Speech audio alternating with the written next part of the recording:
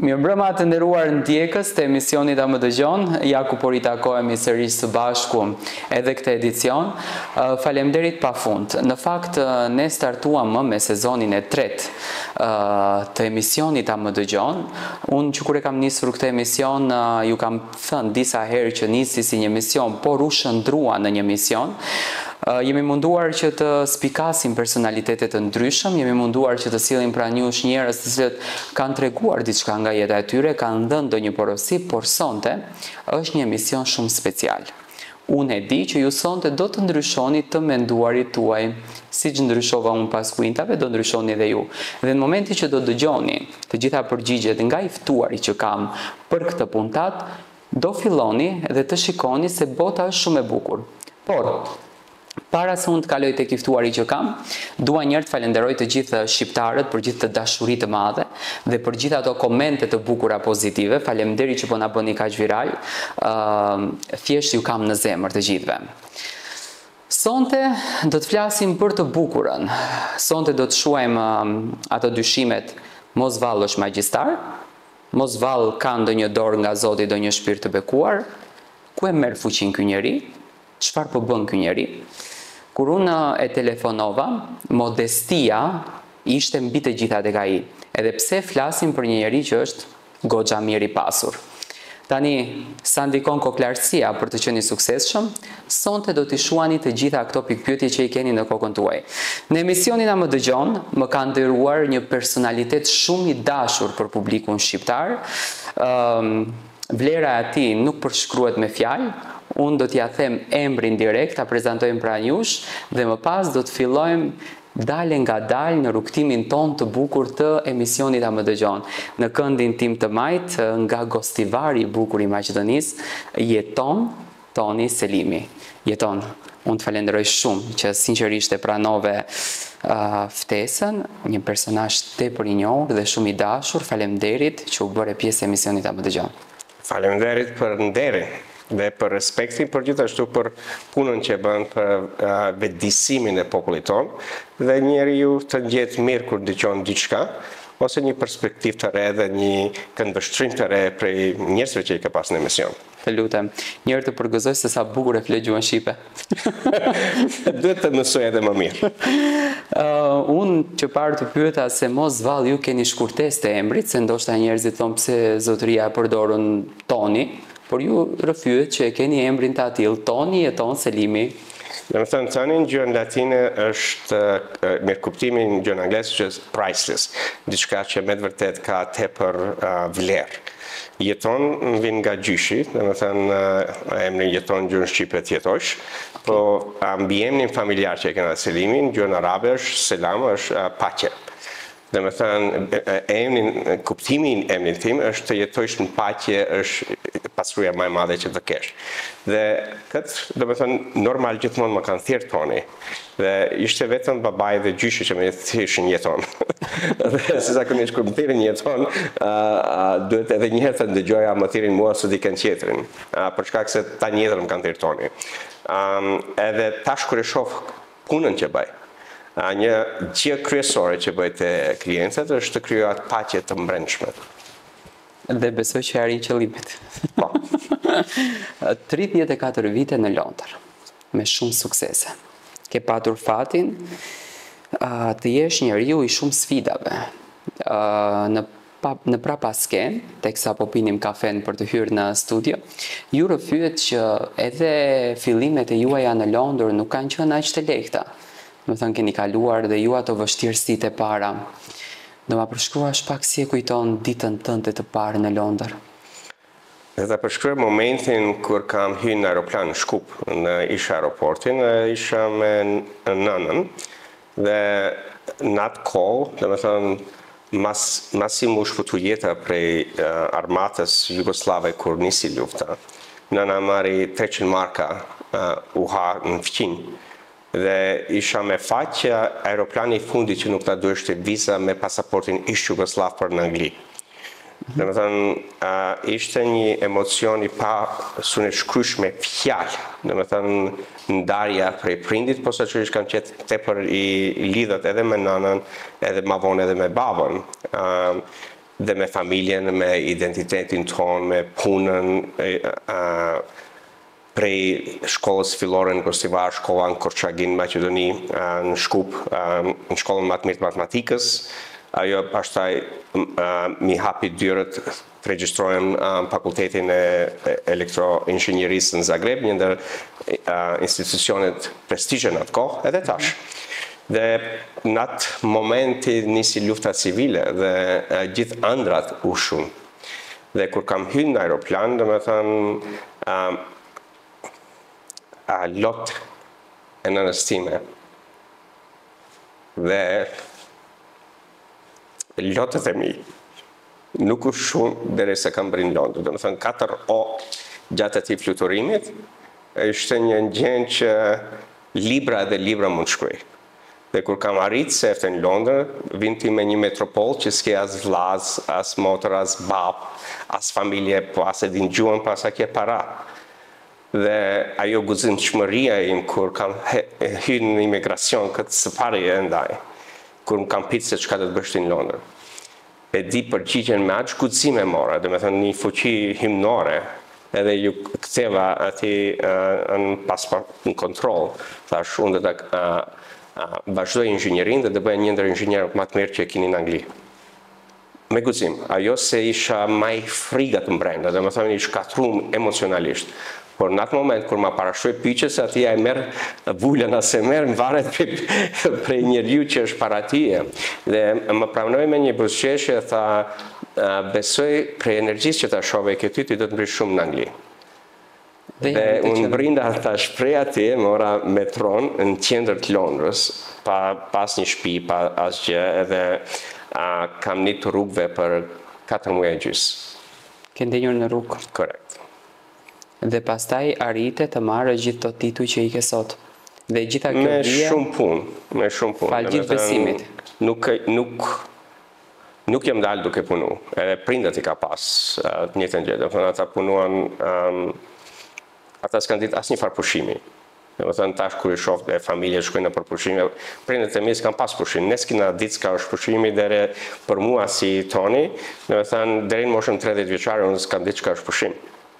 Domethënë periudhën 10 vjet e para kam punuar çdo punë që të kursej, setet të dalin nga rruga, që të kem një dhomë, masi kisha dhomë, të kem banesën time, se për shkak se jetojsha me shumë njerëz në atë kohë ku azilantët dhe refugjatët mishën ku është ma lirë, ku të jeton me 50 veta, dhe ndan banjo, ndan gjënë, veç edhe ndan edhe dhomën me shumë njerëz, dhe me thënë kusë me qenë ushtarë. Dhe punova sa ma tepër punova që dali partë kem dhomë private. S'kishte gajle për mu nëse kuzhinën ose banjon e ndasha me diken tjetëri. Por ajo vazhdoj me punë, një punë, tjetër punë, dhe fillova të kursej para që më duheshin të investoj dhe të rifilloj fakultetin në Angli. Dhe hapi pari ishte të kryj shkollën e lartë të inxhinierisë. Dhe më thënë, dituria ime e matematikës, fizikës, teknologjisë dhe inxhinierisë, edhe në Korçagin, po gjithashtu edhe në Zagreb, më ndihmoj shumë që të hynë në fakultetet më të mira të Anglisë të studioj. Dhe më thënë, tash, në basi e kryvat, gjithashtu fillova fakultetin dhe kryova magistraturën dhe kur i mbarova të dyja, prindët për herë para erdhën në Londër dhe ishin tepër të mburur për atë gjë që kam kriju me mundin tim, dhe më thënë me punën që bana, dhe që nuk ngarkova askënd për problemet personale. Shembulli më i bukur që duhet ndjekur. Nuk e befasuar realisht. Toni, jeta jote të ka dhënë luksin që ti të jesh këshilltar i njerëzve më të rëndësishëm në botë deri më tani. Mund të themi nga mbretërit deri tek kryetarët e shteteve. Do më tregosh pak atë pra paskenën e këtyre si është të punosh me këto njerëz. Së pari është një privilegj tepër i madh që edhe ky ti të beson që të thirrin në jetën e tyre private dhe të ndajnë gjëra që ata edhe me partnerët e tyre nuk i ndajnë. Ose me kompanitë e tyre që janë direktorët e kompanive nuk i ndajnë, ose me njerëzit që më të afërm nuk i ndajnë. Por një gjë e bukur që është në perëndim, domethënë çdo lider ose njeri me me një nivel të suksesit, ata janë shumë të vetëdijshëm se atyre ju duhen konsultentë privat që atyre vu beson. Do me thënë, një gjë që e kam pas prej zvogli është besimi. Dhe disa njerëz e shfrytëzojnë besimin në mënyrë të keqe, edhe disa njerëz e mbajnë besimin pa marrë parasysh. Do me thënë, kur një njeri në një nivel të suksesit, shqyqon se me cilën punon, gjëja më e parë që e shohin nuk është kvalifikimet, nuk është sa fakultete ke kry, është se atë të beson ty. Dhe kjo është për ne në çdo sferë tjetës. Me besimi lidh gjithçka. Dhe me thënë, ajo është bazamenti i një dialogu, bazamenti i një ndryshimi. Ne edhe teknologjinë e kena kriju në të njëjtën mënyrë si jena ne të kryum nga Zoti. Dhe me thënë, ne kena atë dijen vete, kur takojmë një njeri, si na bën të ndjenë. Atë gjë që ma pyte para se nisë emisioni, dhe me thënë, kur njeriu përcjell një energji të besueshme. Dhe gjithashtu e dim kur një njeriu neve mundon të na mashtore, jo me arsye, po ndoshta edhe pa vetdije, për shkak se ata me vete njërë mashtru për aq vite që ata nuk e kanë dijen e duhur që ta bëjnë pikpyqje me vete.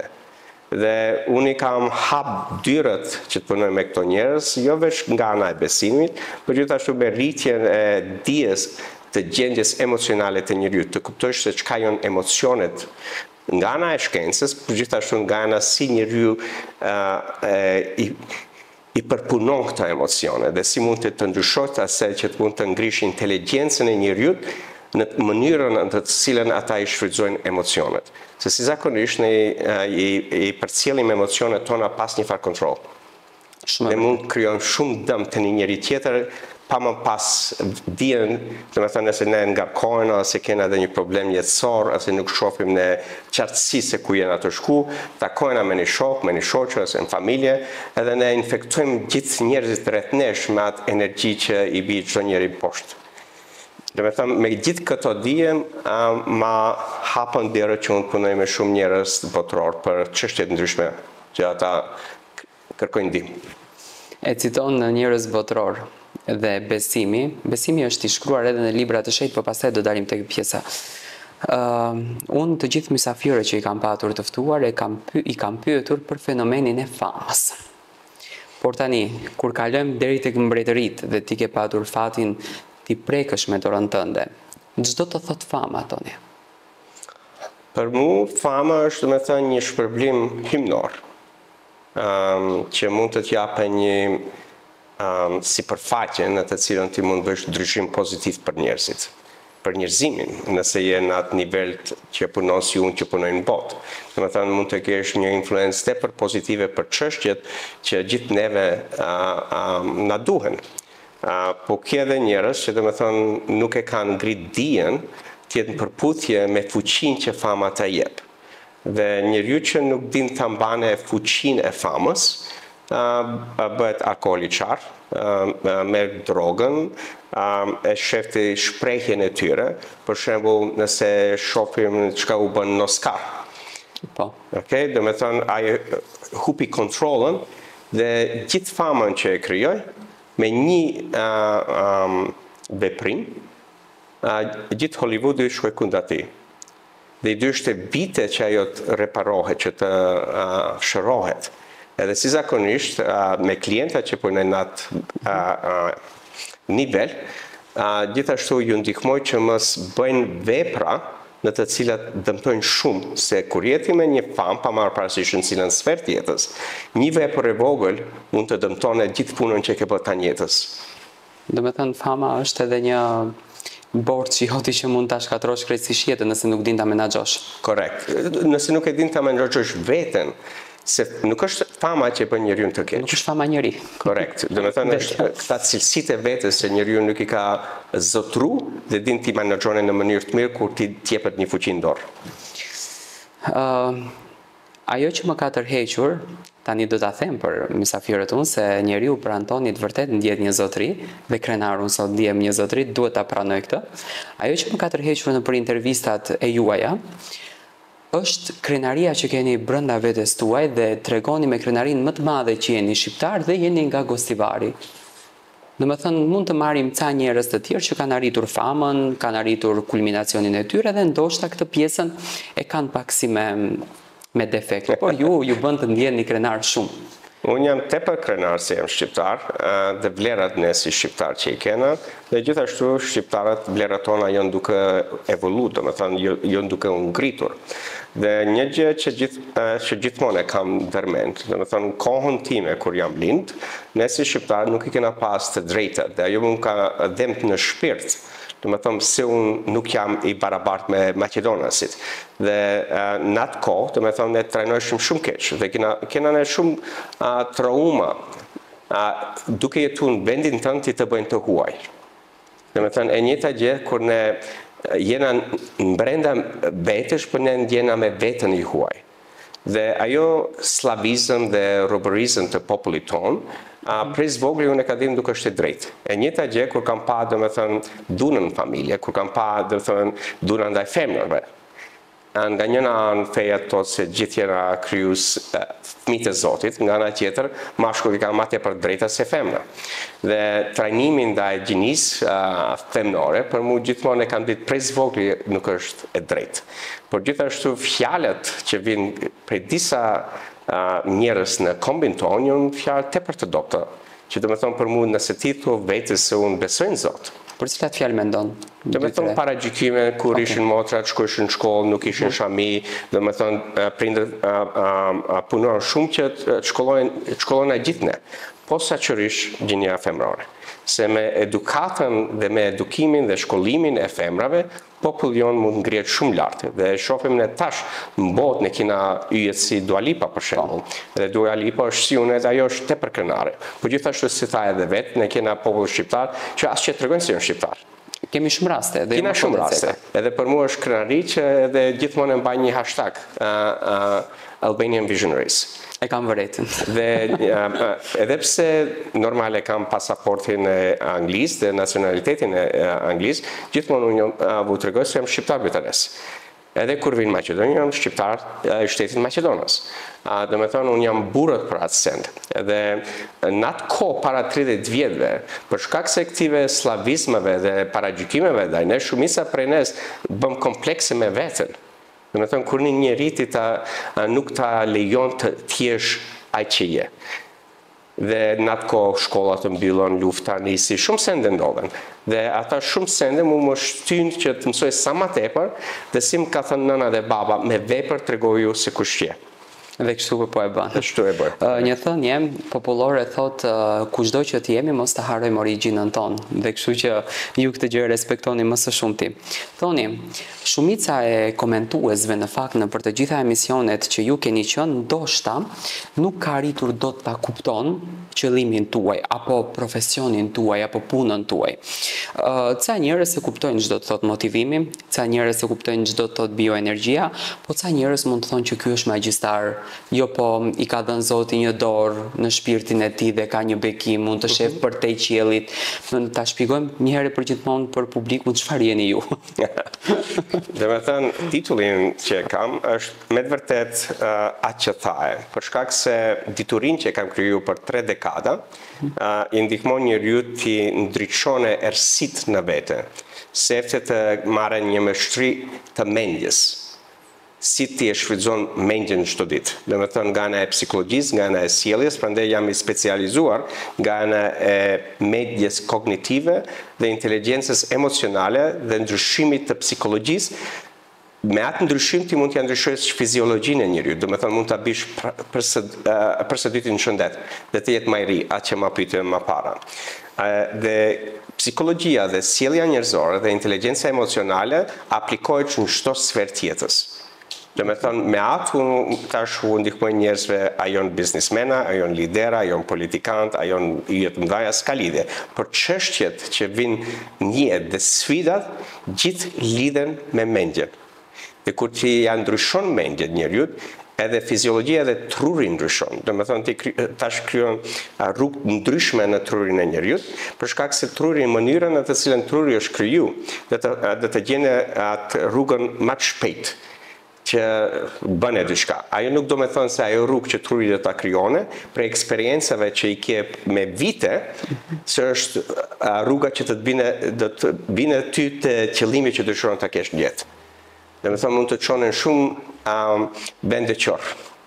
Rrugë të gabueshme. Dhe me thënë, prandaj ekspertizën që e kam dhe metodologji që i kam zhvilluar, e bin, dhe me thënë, inteligencën emocionale, e bin cognitive behavior, sjelljen kognitive të njerëzit dhe psikologjinë që si ti mund të shfrytëzosh ta sende për qëllime të përcaktuara që dëshiron të kryesh në jetë dhe bësh mjeshtër më i mirë i vetes. Kjo është vetëzotrimi i vetes. Me vetëzotrimin e vetes ti e vetëzotron jetën që dëshiron ta kesh.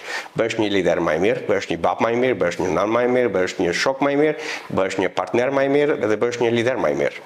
Do të thënë kjo nuk kupton që ne bëhemi ato që ne duam të jemi. Ne që me të vërtet na vin ajo kur thunë njerëzit të ka bekuar Zoti, do të thonë ty hyn në atë dijen, në atë rrugën e shpirtit dhe të zemrës dhe përputhen me mendjen. Pra ajo që tash ta kuptojnë mendja, bekimi i Zotit, qytetarët, bekimi i Zotit është mendja. Mendja dhe në mënyrën në të cilën ti e zhvillon dhe e luan rolin kryesor, do të thonë ti nuk pret prej Zotit, po e merr fuqinë vete, se njeriu që fuqizohen në vete dhe ngrin dijen, ai gjithashtu afrohet me Zotin.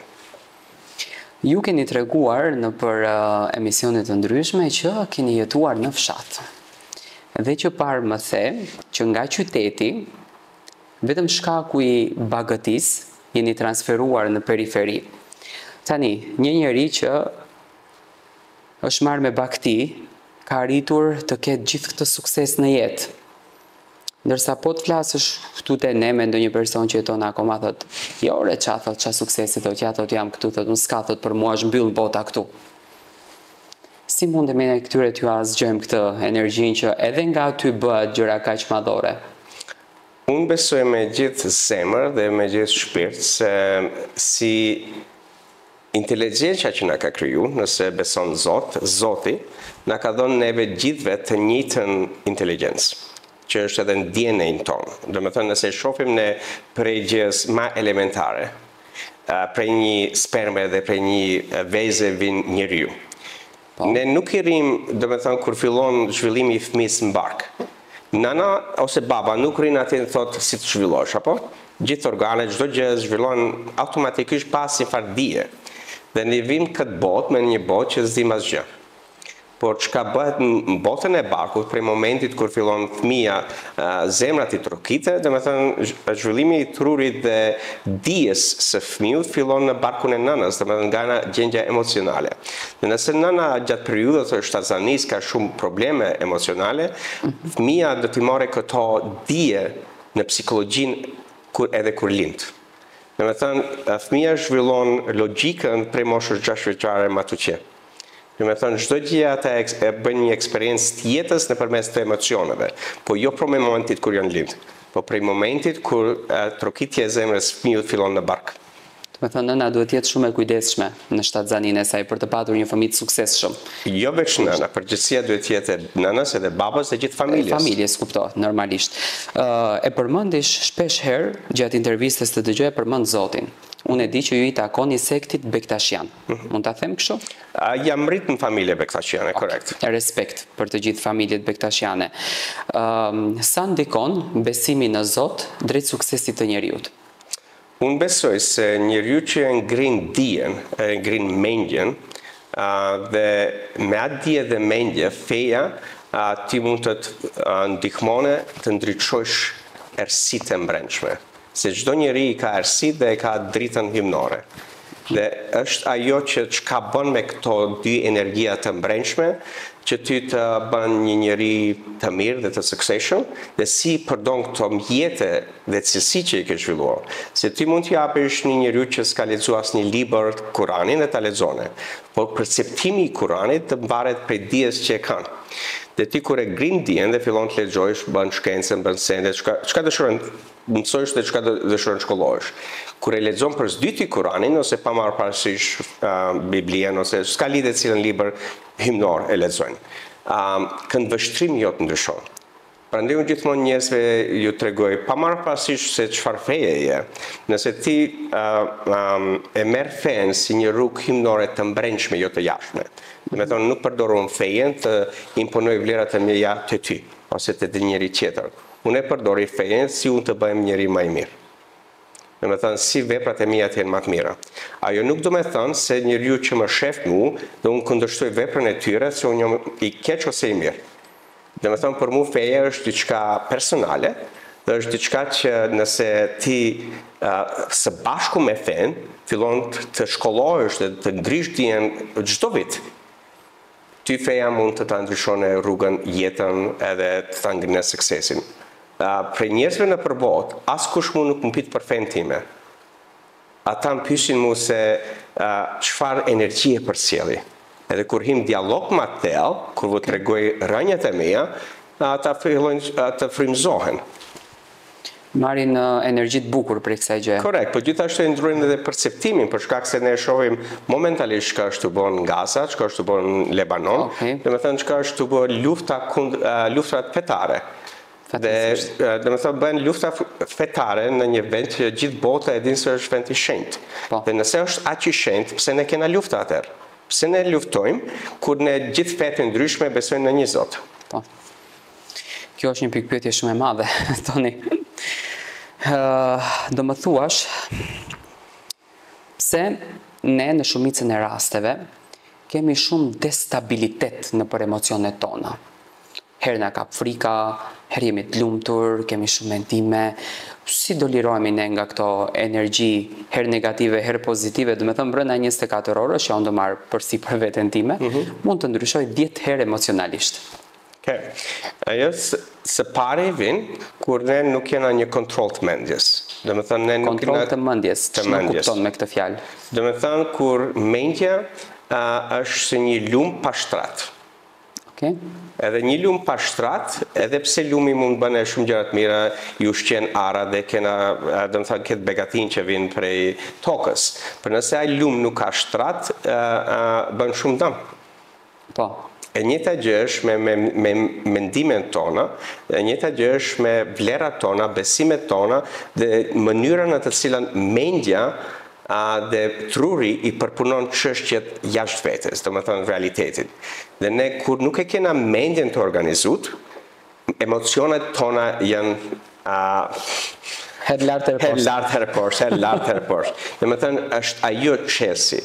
Çelësi është, do të thënë, riedukimi si unë ta përdor mendjen në mënyrë që unë mund t'i përballoj sfidat jashtë vetes në mënyrë më të balancuar.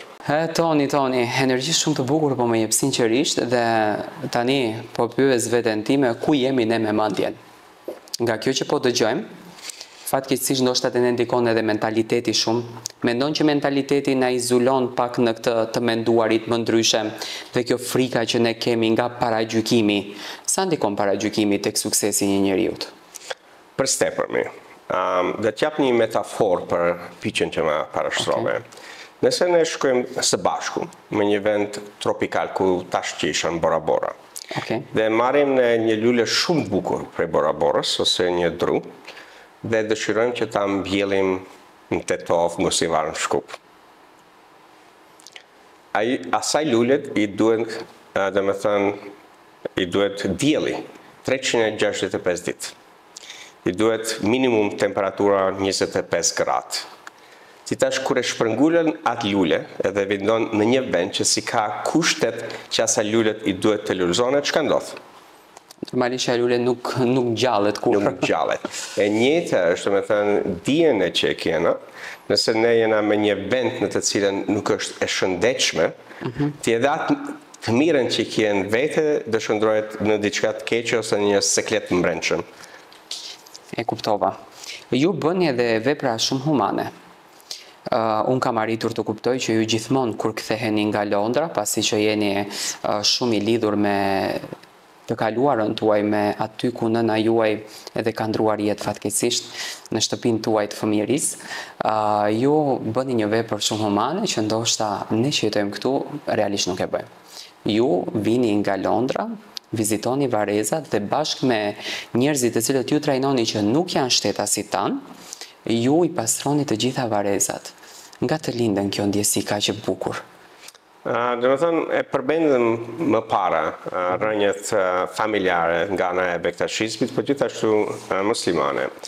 Për mu, u rritën atë frymë që duhet kena respektin ndaj çdo paraardhësit tonë. Se ti nëse nuk ke respekt për njeriu që të ka prunë këtë jetë, nuk do të jesh ti asnjëherë afër Zotit. Dhe unë kur kthehem trojtoja, me të vërtet çuditem si familjet e ndryshme nuk i mirëmbajnë vorrezat muslimane. Ti kur shkon nëpër botë edhe i shef vorrezat krishtere, ti me të vërtet vjen qefi, nuk je frikë. Nëse ti kthehesh te vorrezat muslimane, për shembull në trojet tona, ti edhe dëshirosh shkosh ke frikë se mund të ta ngjellprit. Dhe edhe pse shumica e familjeve paguajnë xhamisë në të cilat ata janë, xhamia nuk merr masat që të punësojnë njerëz që vorrezat të përmbahen. Edhe pse çdo muaj familjet paguajnë te xhamia. Dhe me thënë për mu, respekti që njeriu ka ndaj prindërve, ndaj gjyshtrave, minimum që mund ta tregosh është, do të thënë, e bën një respekt edhe e mirëmban atë sen. Dhe kur tjerët nuk e mirëmbajnë, unë patjetër shkoj edhe e tregohet mirësinë që ma ka mësuar edhe nana edhe baba dhe janë faleminderues për punën, për mundin, për çdo gjë që kanë kriju dhe çdo gjë që na lanë mbrapa. Ja çdo të thotë ti je një njeri i ditur. Toni, më fal që po të drejtoj me Toni, po besoj që është pak më shoqëreske. Shumë njerëz dështojnë në jetën e tyre. Dështojnë në biznes, dështojnë në dashuri, dështojnë në familje, dështojnë në rrugtime të ndryshme. Shumë nga ato bien edhe nuk ngriten më ndër vite. Çfarë është dështimi? Si mund ta mposhtim ne dështimin? Së pari, dështimi është gjë natyrale për çdo njeri. Nuk është veç për të njerëzit që kërkojnë suksesin, që kërkojnë të ngrinë një biznes ose të kenë një marrëdhënie të mirë. Domethënë është cilësi njerëzore për çdo njeri. Çka nuk është mirë është kur ne nuk i kena mjetet ose nuk e kena dijen ose nuk e kena rregullu kthehena te mendjet e psikologjia që ne mund të përballojmë sfidat që vijnë deri në dështim. Domethënë ne si zakonisht kur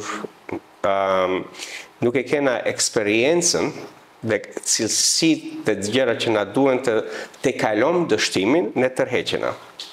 Domethënë edhe në botën animale, nëse i shohim ne kafshët, nëse një kafsh dikush e vret kafshën, ata do të tërhiqen derisa të shërohen. Me fat keq, tërheqja të disa njerëz nuk është ajo veç momentale që ti ta grish dijen, që të marrësh një trajner, që të marrësh një psikolog, një terapist, që të punosh me gjëra që erën deri te dështimi, por njeriu shkon poshtë e ma poshtë, e ma poshtë, e ma poshtë. Edhe te disa njerëz kjo mund ndodhe edhe në vetvrasje. Dhe ka raste që vijnë deri në vetvrasje. Nëse marrim këtë dështimin nga ana e familjes. Familjet ndahen, nuk ke dialog, nuk ke bisedë vllau me vllaun, motra me motrën, djali i mingjës me djalin e mingjës, familjet kur njerëzit martohen, ndahen. Domethënë gjithë ta probleme, çështje që ndodhin te ne për shkak se ne sefte refuzojmë dështimin. Dhe ne refuzojmë se kena mënyra dhe se dashuria mund të ndihmone të ta kalosh dështimin, po gjithashtu besimi. Domethënë nëse kena besim dhe me të vërtet besojmë diçka. Gjithashtu ne atëherë fillojmë të parashtrojmë pyetjet në vete se çka duhet të bëjmë që dështimi mos na zdrone poshtë. Dhe ti nëse bashkëtash kisha një mesazh që merrt. Njërin ta tregova, po kishte edhe një mesazh tjetër prej një femre që ka biznesin që biznesi ka shku krejt poshtë. Edhe ajo hyri në kontakt para 6 muajve, 1 muajve. Çashtu diçka, 6 muajve. Dhe i tregova, do të jem këtë kohë në trajnime, në atë kohë kisha një 10% dent për konsultant. Domethënë nuk mori masa, nuk mori vepër. Edhe tash mas 6 muajve, jo se ku ka qenë, por ka shku edhe ma poshtë edhe ma ulët. Që nuk ka marrë masat se ti një konsultuar. Korrekt, edhe ti kryon vetes arsye. Domethënë kur na krijojnë probleme të mëdha, Ne jena mësu për shembull, nëse ai problem ndodh në trupin ton fizik. Nëse ti ke probleme me syrin, do shkosh ke optimologu. Nëse ke probleme me dhamin, do shkosh te dentisti. Është natyralisht kur vin ke gjëja që ne vlerësojmë, se zakonisht ne vlerësojmë shëndetin. Edhe mos e ditë bëjmë asën. Por shëndeti mendor dhe shëndeti emocional është edhe më e rëndësishme. Por ne nuk kena kriju në kulturë ose nuk kena pas retinën në të cilën ne rritena të shëndoshëm kur vinë gjëja ke dështimi. Se ne kur e shohim te prindët tonë, kur e shohim te shkollat ose arsimis ose biznesa, mënyra në të cilën ne shprehena në dështim është tepër toksike. Kur e the toksike, do të dalim pak tek dashurit. Ju merreni dhe me bioenergji për të gjithë publikun, tani do flasim pak edhe për bioenergjin, se ndoshta bioenergji ti kush pa le çfarë kupton, është një energji këtu, edhe është bio dhe ti e merr e bën. Do të shpjegojmë edhe këtë. Do flasim pak për martesat, për qetësinë e trupit, për qetësinë e mendjes, për jetën e bukur.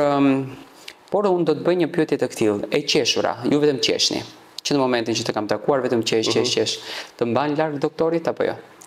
E qesh është si molla, që e kena të thënë një mollë në ditë, e mban doktorin jashtë. Dhe me thënë, çdo njeri që qesh, edhe kur qesh njeriu, edhe dia e jote, e çon trupin ndjehet mirë. Unë nuk kam taku njerin në botë, kur qesh të ndjehet keq. S'kam taku. Në tash në botën perëndimore kanë kriju edhe trajnime ku i çojnë njerëzit me zot të qeshin. Edhe është tepër mirë ta shohë njeriu atë sen. Dhe disa herë edhe te klientat që punoj, nëse i shohin ata janë tepër në një rrugë shumë të tertë në kokën e tyre. Dhe të kryoj shaka, dhe ta tregova një klient paras që ta tregova në video. Dhe me thënë, është shumë shpejt mund ta çlirosh njeriu. Dhe gjithmonë u them njerëzve, qeshni. Nuk dihet ku ajo buzëqeshja lën një farë që krijon një lule në jetën tënde. Kur jemi te bioenergjia, më thuaj çfarë energjie të transmetoj unë, Toni? Energjinë e parë që e pashke e ty është, me thënë, energji që është frymëzuese. Është, me thënë, pranueshme dhe gjithashtu është mirënjohëse. Dhe kur i shef tek ta tretësi të njeriu, ai njeriu, me thënë, është gati të thithë dituri që të krijon dashuri. E bukur, faleminderit. Po zemra ime sa është e ngushtë. Nuk është zemra e ngushtë. Është gjëja që rrinë në bedije dhe të më thënë shumë trauma të ndryshme dhe dhimbja të ndryshme që të çojnë të ndjehesh i ngushtë. Se zemra është plot me dashuri. Është duhet me hapur. Kështu që të punojmë në hapjet zemrës. Hapjet zemrës. Dita jon, puna jon, lodhja jon, në çdo ditë vrapojmë për para, vetëm për para. Dhe në kokën tonë fiksohet paraja, sidomos është problem që ne kemi në Ballkan. Thonë, po të ulesh në Maqedoni në tavolin, s'kemi para, luftojmë për para, po të ikësh në Londër ka para, po të ikësh në Gjermani ka para, ne këtu s'kemi para. Harrojmë dhe veten.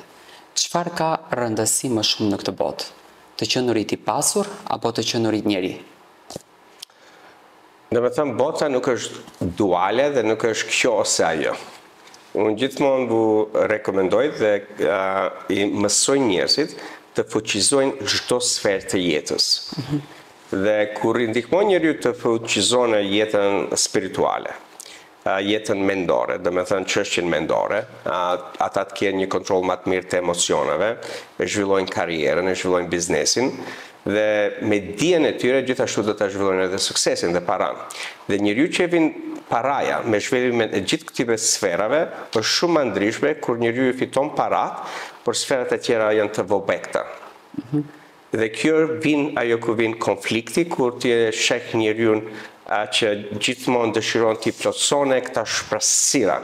Dhe paraja është një shpresirë e çdo njeriu. Mvaret se çfarë dëshire ke të krijosh në jetë. Dhe me thënë, për shkak se ne e kena ende pra kthehen te slavizmi. Dhe me thënë, ne shiqojmë botën se paraja do të na ndryshojë çdo gjë. Po për mua është e kundërta, dhe me thonë me ndryshimin e vetes erdhen edhe parat. Po edhe pastaj shfrytëzimi i parajave është shumë më ndryshe se ti kur merr para e kur s'ke dije. Dhe me thonë unë investoj çdo gjë që krijoj, investoj në biznes dhe të njerëzit që punoj. Dhe ajo është njësoj si ne jetojmë të gjuhën tonë, e kena një fjalë shumë bukur të urtë. Ujti që lëviz dhe ujti që flen është shumë ndryshme. Ujti që flen bëhet toksik. Ujti që lëviz mund krijon e bereqet çdo kund. Edhe dia është e njëjta. E vërtet. Ndikon dashuria në suksesin e njeriut? Normal, ti kur ke një lidhje, marrëdhënie plotësuese, dhe me thënë ti ngjesh i plotësues me një njeri. Plotësues dhe me thënë se mendja dhe emocionet e dy njerëzve që janë së bashku, gjithmonë është duke zhvilluar. Dhe komunikimi mes këtyre dy njerëzve është me vëmendje. Dhe me fat keq, një dobësi në popullin tonë është se ne nuk e kena ngrit komunikimin në përputhje me atë që ne vlerësojmë, do me thonë martesa, për shembull, ose pa marrë parasysh a janë martesë ose nuk je, që jena me një person. Dhe mënyra në të cilën ne lidhena me një person, me fat këtë qes lidhen me vlerat e imponuara, dhe me presione, dhe me fantazia. Dhe me thonë, nuk lidhesh ti me një njeri që me të vërtet kje përputhje të vlerave autentike. Dhe isha në bisedë me një nga mbesët e mia, që ka dalë në takim që gjithë familja ka thonë ki njeri është për ty. Por kur ka dalë në takim, do me thënë s'ka pas asnjë farë përputhje të vlerave asaj si femën e shkolluar, si mjekeshe, me një njeri që të imponon vlerat tuja, jo se nuk të vlerëson dijen që e ke kriju, po dëshiron të të bjerë në shkallën e tyre. Edhe çiftet e ri, posaçërisht në kohën e sotme, nuk hym të marrëdhënie që ne ose prindërit tonë kanë hy. Dhe me thonë, ju duhet më së tepërmi plotësimin e vlerave e të njëri tjetrit. Se nëse ti nuk kje këtë zhvillim personal, vin deri te ndarja. Dhe nëse femrat fuqizohen nga ana financiale, unë të garantoj 90% femrave shqiptare i lejnë këtë burrat. Nuk i duan, sepse janë vetëm për lekë. Jo si nuk i duan, se është puna se ti fillon të ashtë të vlerësojsh veten dhe nuk e lën konflikti, nuk e lën dhunën, nuk e lën gjëra që ndodhin në familjet. Tek shqiptarët, më thuaj ti më pse ndodhen? Ja, ne jemi një shoqëri që kohën e fundit kemi shumë ndarje dhe femrat e vlerësojnë më shumë këtë anën financiare tek meshkujt. Nuk dakordohem. Nëse ti si meshku e bën femnën të ngjedh si princesh, si një zotresh, ajo femër do të ndihmon ti të kryesh gjithë financat. Me fat keq, prap kthehem te komunikimi, prap kthehem te energjia, prap kthehem ke dia. Nëse mashkulli nuk e ngrin veten, normal se femra ti duhet një burr që mund t'i besone, kthehen atë besimit tash. Normal femra si duhet një burr që dëshiron të krijon familje. Ti nëse nuk je për veten, femra nuk do të beson ti se mund të krijosh familje, se mund ta mirëmbani familjen, mund të shkolloni fëmijët. Domethënë, në kohën e sotshme njeriu i parashon piqe që prindërit tonë si kanë parashuar. Pse? Për shkak se sot ne kemi mediume të ndryshme ku ne mund të mësojmë veten për atë gjë që dëshirojmë. Dhe ne kur e shohim nuk e marrim këtë gjë për këtë njeriu, ne më njëherë do hekën atë njeriu tjetër. Edhe unë kur trajnoj klienta që janë në bashkëshorti ose janë në marrëdhënie, unë them, nëse ti nuk e bën punën që përputhet me vlerat e njeriut, partnerit, ai partner do gjeni tjetër. E pra këtu dalim tek tradhtia në martesë. Pse ndodh një tradhti në martesë? Serte, do me thënë, tradhtia nuk vjen për shkak se ti dëshiron të dëmtojsh dikend. Tradhtia vjen për shkak se këto dy njerëz nuk kanë përputhje të vlerave dhe nuk kanë përputhje të emocioneve. Ti nëse vin në shtëpi edhe dëshiron të kesh një marrëdhënie seksuale, edhe një herë, dy herë, tre herë, pesë herë, partneri pa marrë parasysh është mashkulli ose femra, thotë jam i lodhët. Dia jote dhe vlerësimi i vetës që ti dëshiron të shprehësh dashuri në mënyrë seksuale, do të thotë ky njeri nuk më vlerëson. Në të njëjtën kohë, do të krijohet energjia tjetër që një njeri ti jap gjithë vlerësimet që partneri i shtëpi nuk t'i jep. Dhe automatikisht ti lidhet edhe nga ana e emocioneve, Po unë e shoh më ndryshe se tradhti. Unë e shoh ku domethënë nuk ka përputhje me dy individata, edhe të dy individat e krijon atë. Tradhtia nuk është e njëanshme. Tradhtia është e dyjanshme. Edhe njeriu që beson është i njëanshme, do të pyetje me veten. Se për ndryshe ti e rën veten kur thot më ka trahtu burri ose më ka trahtu gruaja. Jo. Keni trahtu njëri tjetrin. Pikse parin emocionet, më pas për të dalë deri tek rruga tjetër. Shumë sende, por përgjithësia si zakonisht ne e vendojmë fajin te njeriu që tradhton. Po e kam një shprehje unë te gjithë klientat. Domethënë, nëse unë ti të fajsoj për tradhti, domethënë ti e ke fajin edhe Zoti. Domethënë Zoti ka thonë që kjo ndodhe. A këta tre gishtat është e vetja. Domethënë ne nuk i parashtrojmë këta tre piqet e vetjes e si unë e krijova këtë situatë. Domethënë kjo është prapë vim te ana e psikologjisë, kur njeriu nuk reflekton me veten si unë e krijova situatën që jem në këtë tradhti. Dhe kjo është prandaj se njeriu që punon me veten para se mu bashku si çift dhe punojnë me një ekspert, ata fillojnë tash të krijojnë një dije më të madhe ku vlerat e tyre janë më të përputhme. Domethënë nëse kena ne vlera ndryshme, unë i mësoj klientat se si këto vlera mund të përputhen dhe të krijojnë një qëllim bashkëtorë që bëhet shumë i madh dhe ata fuqizohen si çift. Dhe fëmijët e tyre që do vinë këtë jetë, ata e ndryshojnë gjithë psikologjinë e tyre dhe krijojnë një psikologji të shëndetshme se çka është marrëdhënia. Shumicën e dashurive, të lidhjeve, në mentalitetin tonë, në kulturën tonë, meshkujt e quajnë dashuri toksike nga ana e femrave. Domethënë janë xheloze, janë të lodhshme, duan çdo report se ku ka shkuar, me kë, çfarë po bëm, se s'ka ardhur në shtëpi në këtë kohë. Mendon që kjo e çon njeriu që domethënë të fillojë në një depresion dhe depresioni mund të arrijë në gjithçka dhe kjo mund të krijojë dhe dhunë në një familje? Po, normal. Domethënë çdo gjë që ndodh në kokën e njeriut, se si zakonisht kur filloj trajnimin personal me çiftet, pa marrë parasysh ka është problemi. Ka dhe njerëz çiftet vinë se s'kan fëmijë. Edhe pyetjen e parë përshtroj nga ana e fiziologjisë, keni qenë mjek? Po. A voton mjeku se keni keni fëmijë, domethënë keni spermën, keni vezën të shëndotshme? Po. Kjo tash vjen nga ana e psikologjisë dhe emocioneve. Domethënë aty mund të ndihmoj. Edhe në shumë raste po kanë ndihmuar çiftët të bashkohen dhe të krijojnë familje, pa problem. Mos shkojnë nëpërmes të IVF-it për shembull. Po. Domethënë nëse çifti, nëse mashkulli e shef femrën se është ai ndjet i kontrolluar, domethënë problemi kryesor është ç'është. Ku është fundamenti, baza e këtij? Është vetë vajza që duhet mendoj që të mendon për situatën. Prandaj njerëzit shkojnë te ekspertët. Është jo besimi. Mos besimit të partneri. Domethënë ka shumë çështje psikologjike që njëri nga partnerët nuk ka besim. Ti kur ke besim, nuk parashton kështu pyetje. Po. Asnjëri as tjetri. Domethënë çështja kryesore këtu është tash te besimi mes këtyre dy njerëzve. Unë nuk shkoj çka ka thonë djali, çka ka thonë vajza. Po shkoj direkt ato gjëra që i krijon këta probleme. Domethënë nëse ti si mashkull nuk e krijuat besimin e duhur te femra normal do t'i pyesë këtë pyetjet.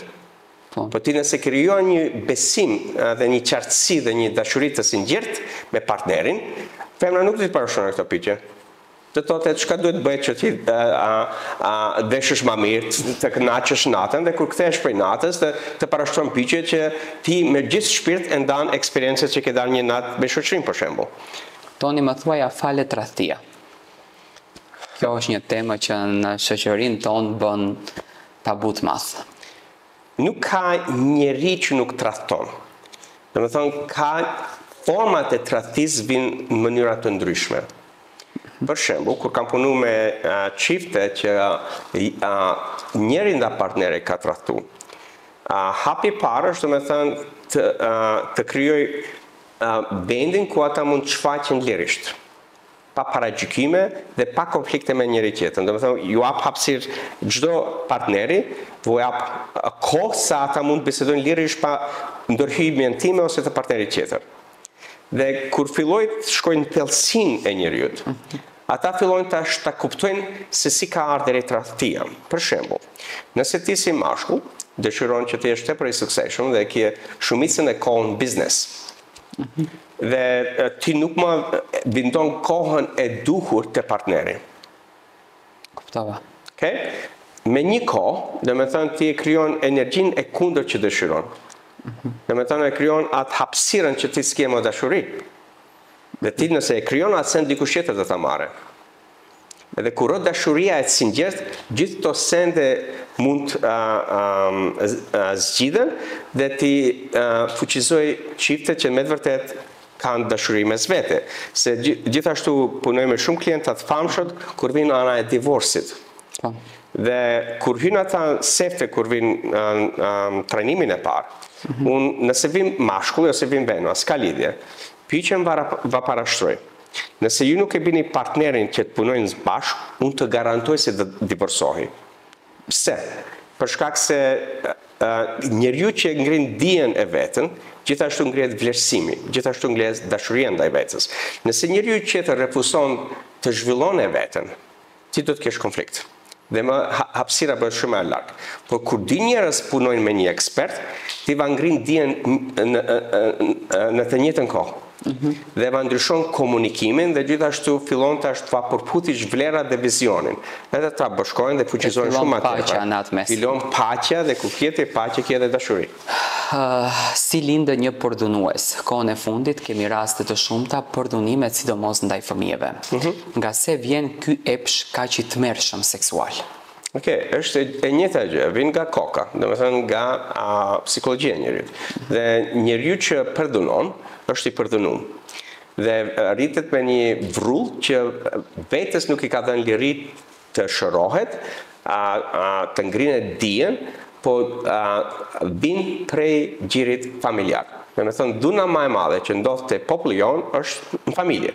Dhe me thënë, prej personit familjar. Dhe nëse personit familjar ka pas babën që e ka vra, edhe ka shumë raste të njëjta, ai nuk din komunikimin, nuk din se si të shprehet kur ai sfidohet. Dhe me thënë, nëse unë ta tham një fjalë që ti të sfidon, gjithë energjin, dhe ti nëse nuk e mësu se si mund është të tregojsh diçka ose të shprehësh mendimin tënd, dhe me thënë, në atë moment ti amigdala, pjesa e trurit tënd është gjëja që në mënyrë instinkte reagon. Po mbrapa ti pendohesh. Mbrapa feja bin, mbrapa thot Zoti të mbrase, mbrapa gjithë gjërat, po nuk ka ndryshuar sjellja. Prandaj njerëzit që shkojnë si eksperta ke unë, do të thënë ndryshojnë gjithë sjelljen që mos jesh ti në amigdala. Do të thënë eksperiencat jetësore më t'i bëjnë vendimet tua ditore në mënyrë automatike. Po ti merr një mjeshtrit vetes dhe një kontroll vetes. Kjo vjen ke rregullimi e emocioneve dhe domethënë me shërimin e plagave si fëmijë që i ke. Dhe nëse këto plaga nuk shërohen, ti vetëm mëson prej vendit se si ti të reagosh. Dhe për mua është domethënë njeriu që është ekspert, e ngrin dijen dhe e ngrin dashurinë në atë person. Dhe njeriu që e ngrin dijen dhe dashurinë nuk është dënues. E vërtet shumë. Toni, nga që koha shumë e limituar, do me thënë jemi drejt dy pyetjeve të fundit, sa vlerë ka respekti prindërve, apo fjalët që prindërit na thonë për suksesin e jetë? Tash varet se cili prind, se ka edhe prind që mund të dëmtojnë. Nuk mund të vendojnë çdo prind me një gjë. Po për mua, do me thënë, prindi që këshillon fëmijën për sukses dhe i hap dyrët dhe të frymëzon. Roli është tepër i madh. Edhe për mua respekti ndaj prindit është respekt ndaj Zotit, se nuk është Zoti e para që respektoj. Krijuesi im i parë është nëna dhe baba. Dhe gjyshtra dhe gjyshret para artësit. Ti kur respekton nënën dhe baban, respekton Zotin. Shumë e vërtet, si mundemi të shërojmë një zemër të lënduar të një nënës që i ka vdekur djali, supozojmë, apo të një gruas që e ka lënë buri, apo anasjelltas? Së pari nuk është zemra që duhet të shërohet. Së pari është mendja dhe emocionet e njeriu që janë të lidhura me një person që dashuron. Dhe me thënë, dashuria gjithmonë është në zemër. Dhe prandaj ne, dhe me thënë, kur flasim për prindët tonë dhe njerëzit që i humbin, ne flasim me gjithë dashuri. Është emocionet tona që lëndohen. Edhe është mendja jonë dhe memoria jonë, do me thonë kur ne kena perceptim jo të balancuar, që ne lëndohena. Po kur fokusohen atë dashuria, nuk ka lëndim, po ka dashuri. Faleminderit shumë që ishe pjesë e emisionit tim. Shpresoj që përsëri së bashku të flasim për gjëra kaq madhore. Faleminderit për nderin dhe faleminderit shikuesve tonë. Lutem. E pra të dashur shikues, jam shumë i lumtur në fakt që njerëz kaq të rëndësishëm vizitojnë studion time, siç ishte Jeton Selimi apo Toni Selimi i njohur për të gjithë shqiptarët. Dëgjoni fjalët e tij. Dëgjoni fjalët e tij se më besoni që do të keni shumë sukses në jetë. Dëgjoni këto fjalë se do gjeni paqe edhe në dashuri dhe në biznes, por njëkohësisht edhe do të shihoni botën ashtu siç e ka dhënë krijuesi. Ne do të takojmë përsëri puntatën e radhës me një mysafir shumë special. Ajo ka udhëtuar nga Italia për të qenë pjesë e emisionit A Më Dëgjon. Një vajzë ndoshta që vuajti shumë nga paragjykimi, por theu çdo paragjykim për të realizuar ëndrrën e saj. Dhe pas në emisionin A Më Dëgjon, do takoni një djalë i cili vuan nga një sëmundje dhe nga një paragjykim shumë i madh. Të luftosh sëmundjen dhe paragjykimin, më besoni që është sfidë me vete. Nga unë Tirana Lili falni vetëm dashuri, këtë botë nuk do marrim në botën tjetër, kështu që le të jetojmë të lumtur. Do takohemi të premten e radhës me mysafirin e radhës. Deri atëherë, kalofshi bukur në familjet tuaja.